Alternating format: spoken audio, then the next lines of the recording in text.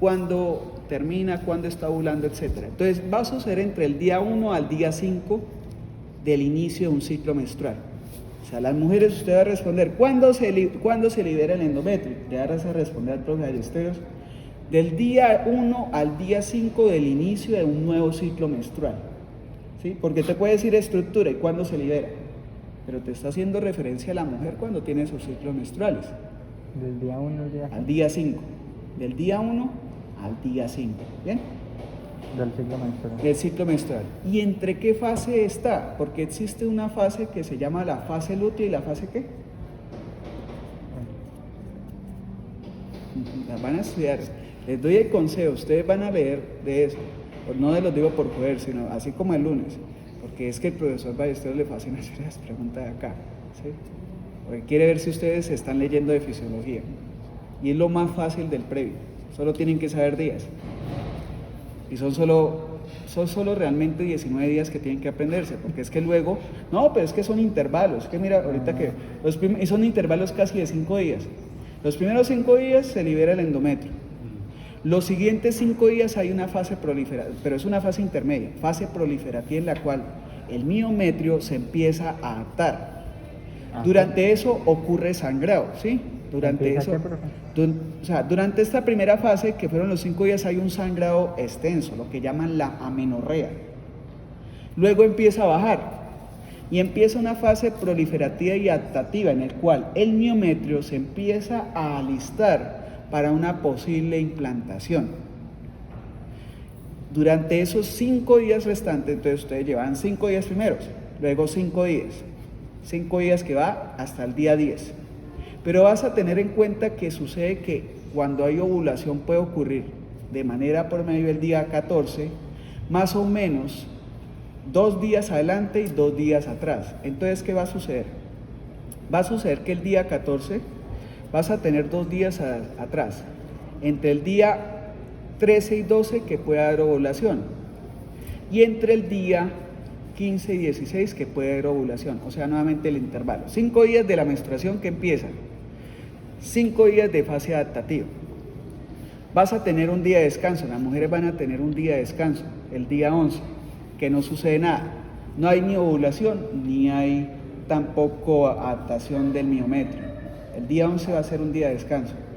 Y el día 12, 13, 14, 15 y 16, nuevamente 5 días, como día central el día 14 va a tener la fase de ovulación. Cuando digo el día 14 es el día que se espera que todas las mujeres suelen ovular ese día, en promedio, pero pueden algunas ovular días antes, o sea, en el día 12 o día 13, o días después, 2 días después o 2 días antes. ¿El día 14?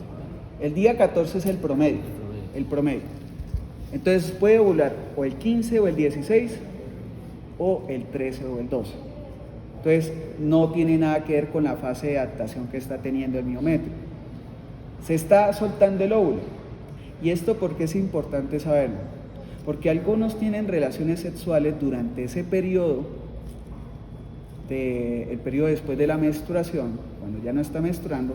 Listo, durante esa fase no hay fertilidad, pero hay mujeres que suelen ovular el día que es el 12, y el hombre la fornicó, qué pena la palabra, pero esa es la palabra, la fornicó el último día, que fue el día 10. ¿Y cuánto tiempo duran los espermatozoides vivos?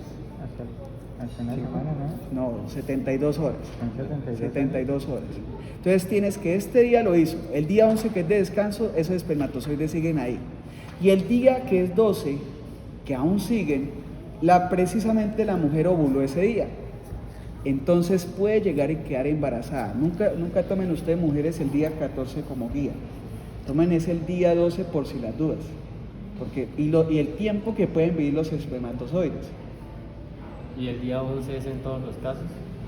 El de descanso. Sí, en todos los casos. Pero nuevamente te digo, lo que sucede es que si tuvieron relaciones el día 10, que desde el día inicial de la menstruación, ya pasaron los 5 días que hubo la menstruación, 5 días que no está sangrando la mujer y la pareja quiere tener su cosa, y pues la chica también acepta, y finalmente el día 10 que se supone que es la fase proliferativa que se está adaptando antes de comenzar luego las fases de la menstruación, de la ovulación, le dio por tener sexo sin preservativo, pero los espermatozoides pueden vivir hasta 3 días.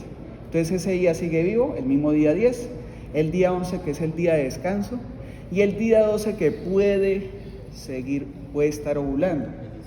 Iniciar, puede estar ahí, puede estar en el día 14 como todas, puede variar, pero suele estar entre esos días y termina embarazada pensando que no podía quedar embarazada. Lo ideal es que ni siquiera en esos 5 días tengan relaciones sexuales, les aconsejo yo, porque es que ayer averigué que ustedes no les están dando educación sexual en los colegios ni en las escuelas. Eso lo aprendía uno en los colegios y las escuelas. A mí me dieron educación sexual en escuela y colegio. Es sorprendente hoy en día que eso es algo que controla mucho la natalidad en el país. Listo, pasaron los 5 días que les dije que pueden estar ovulando. Cualquiera de esos días pueden, que como promedio es el día 14. Y ustedes van a contar entonces los 2 días que les dije, o sea, 14 y 15, y van a tener en cuenta para hacer sus relaciones sexuales el día 16. Pero ojo, no lo hagan tampoco el día 16, porque si usted está ovulando el día 14, a veces hay óvulos que pueden vivir más tiempo, pueden vivir hasta 72 horas. Entonces, no se aseguren con el día 16, déjenlo para un día después, háganlo el día 17. Pero suelen decirte teóricamente que los días infértiles el 16 sigues ovulando, el 17 es que ya puedes, pero no tomes el 17, tomes el 18. Entonces háganlo desde el 18, pero entonces te dicen, desde el 17 hasta el día 28 son los días infértiles. ¿Cuáles son los días fértiles? Los días fértiles son, como te decía ahorita, 2 días antes y 2 días después. Esos son los días fértiles. Tomas el 14 como promedio, 2 días antes, el 12 y 2 días después. Entonces los días fértiles son del 12 al 16. Pero siempre tenga en cuenta que son los días fértiles de la mujer, no el hombre. El hombre puede haber tenido sexo antes y llega el día fértil de la mujer y termina embarazada. Entonces eviten esos días cercanos, porque esos días cercanos pueden terminar dándoles no algo malo, sino algo que no es del momento, ¿sí? O siempre usen preservativo o no lo hagan, porque el mejor método anticonceptivo es realmente la abstinencia. Yo no creo que nadie quede embarazado si no tiene relaciones sexuales, posible. Pueden quedar vírgenes sí quedan, que hay penetración, y recuerden que las mujeres, yo no tengo ímenes aquí para mostrarlas, pero les habrá mostrado que hay ímenes de tipo grumoso, perforado, umbilical, hay de diferentes tipos que allá les muestra la néter. El cerrado es el peor, el cerrado tienen que abrirlo las mujeres, porque el cerrado, si empieza la menstruación de ellas, se infecta la zona, debido a que no puede salir el chorro de sangre. Entonces tienen que abrirlo. Y si es perforante, pero muy chiquitico, como el que ves allá, perforado lo llaman, ¿cierto? O lo llaman cavernoso, me parece también. ¿Cómo lo llaman allá? Bueno, ya le dan otro nombre, yo lo conocía así. Ese que se ven varios puntos, si son muy pequeñitos, la sangre de todos modos tiene una densidad, y si es muy densa no va a salir toda, y se coagula esa allá, entonces les produce infección. Eso es algo que la mujer tiene que vigilarse cuando tiene su primera menstruación, si está saliendo normal o no, ¿sí? Porque puede estarse reteniendo por el himen y hay que forzar a abrirlo. Y el himen va a sonar feo, pero la forma de abrirlo sin necesidad de cirugía es con un consolador. Sí, pueden abrirlo con un consolador. ¿Cómo se llama eso? ¿Cómo? Ellas tienen que hacer eso mismo. Es penetrar, tienen que hacer penetración, pero no hacerlo con los dedos, porque es que los dedos tienen uñas, o con algo que sea de un material fino y que lubriquen y metan, para evitar ir al cirujano. ¿Pero en cada menstruación? No, solo durante la primera vez. Hay mujeres, segundo, hay mujeres que tienen el que es solo abierto. ¿Cómo es que llama el abierto allá, el primero? Anular. Es el que yo conozco como umbilical. Ese, a veces entra el pene o el consolador, y como tiene un hueco grande, lo que hace es expandirse y vuelve y se cierra. Entonces sigue con el himen. Entonces ese sí toca a veces romperlo, o no se rompe, luego con el tiempo eso se va dilatando constantemente. ¿Sí? ¿Señor?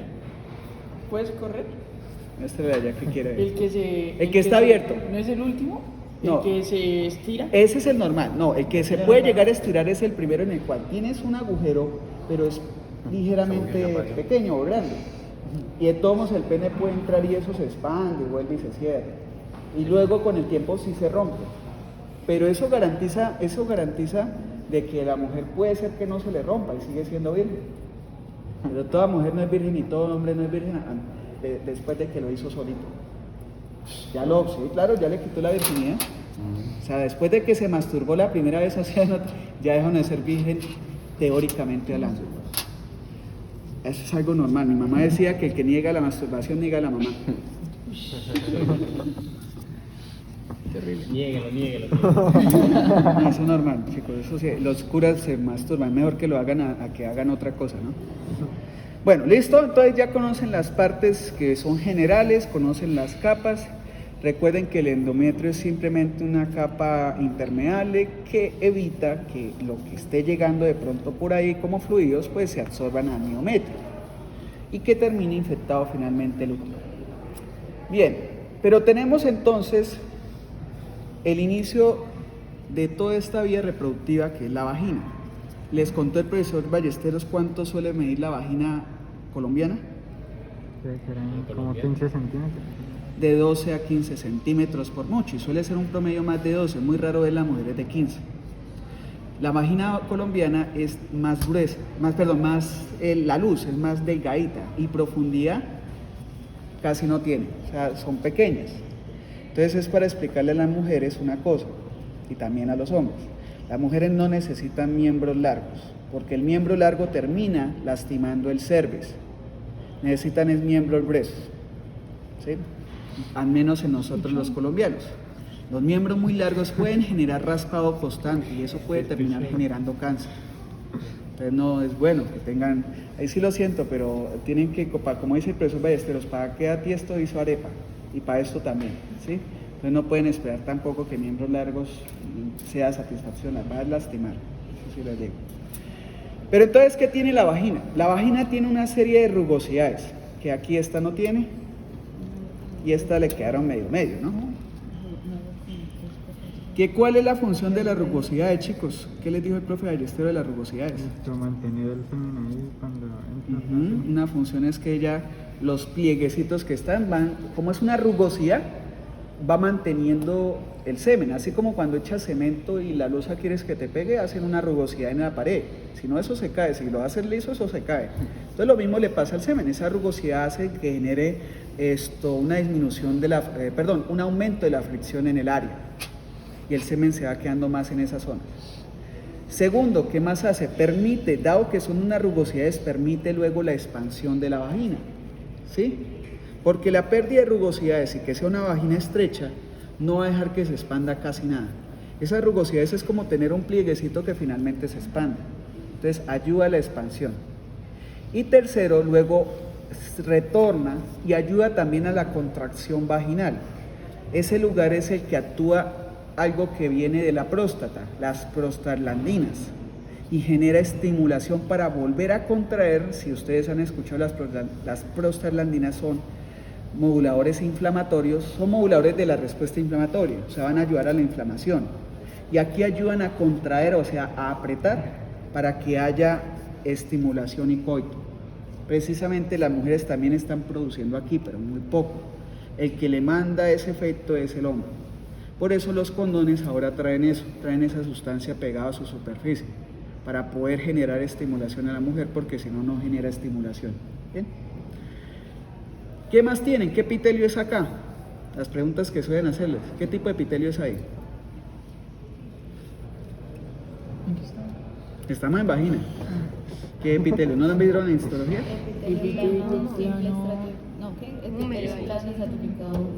Húmedo. Queratinizado, ¿dónde lo tienen? En los labios mayores. Pero tan pronto entran a los labios menores y a la vagina, ya es húmedo, deja de ser queratinizado. Luego llegan a esta zona, presten mucha atención con lo que les voy a decir, a los fórnices. ¿Qué cuántos hay? Hay 4. Y pregunta, ¿qué es el fornis? Primero que todo. ¿El qué? No, pero eso es arriba, este es fornis vaginal. o fornis del cervix. Es un lugar que va a ocurrir una transición del tejido. que el tejido va a cambiar de ser húmeo a qué acá. Escamoso, ¿de qué tipo? Eso es. Cilíndrico, plano simple, ¿qué? Cilíndrico. Es cilíndrico, ojo porque aquí es cilíndrico. Tengan en cuenta de estudiar los tejidos de acá, porque el profesor Ballesteros ya han visto que le hace preguntas con esto. Y como acá hay tanto tejido transicional, les va a hacer preguntas de estas áreas. Entonces ustedes van a buscar los tejidos que tienen, yo les digo las áreas: vagina, cervix, todo lo que es la parte interna del útero, tuba uterina que cambia, y de las fimbrias en el infundíbulo. Allá hay un tejido especial. De todos modos les voy a ir contando eso. Pero acuérdense de estudiar eso. ¿Sí? Nuevamente, la que tienen en vagina. Ah, bueno, y la que tienen en labio mayor es para la parte teórica, ¿no? Para la parte teórica. El que tienen en cervix. El que tienen en toda la parte interna del útero, que incluye conducto uterino, istmo y saco uterino o cavidad uterina. El que tienen luego en las tubas uterinas y el que tienen en las fimbrias. No en el infundíbulo, ese no interesa. El que tienen en las fimbrias. El de las fimbrias es especial. Ese sí se los voy a contar yo y ustedes van a hacer la tarea de buscar los otros. Porque así les explico una cosa que sucede durante lo que es la ovulación. Bueno, siguiente. Entonces tenemos el fornis. Pregunta: de estos fornices, ¿cuál es el más importante para la mujer y para el hombre al mismo tiempo? Estoy seguro que el profesor Ballesteros les habló de eso. Eso sí. No, ni idea. El fornis posterior. Todavía no les he dicho cuál es el posterior porque tengo que enseñarles primero cómo ubicar un útero posterior y anterior. Y nunca es el más profundo, porque hay ya úteros deformados porque tuvieron muchos hijos o por X causa, y eso hace que cambie mucho la posición del útero, el cervix y todo. Entonces a veces lo que ves como profundo como esto puede no ser la cara posterior, sino la cara anterior. No se guíen viendo la profundidad, es a lo que yo voy. No le digan solo por lo profundo que es el fornix posterior. Toca mirar primero la cara del útero y yo ahorita les enseño cómo saber eso. Pero van a tener 4 fornices en el cual el más importante es el posterior. ¿Por qué el posterior? Porque durante la penetración sin preservativo ahí va a estar el lago seminal. ¿Sí habían escuchado eso? Me dieron aquí una muestra que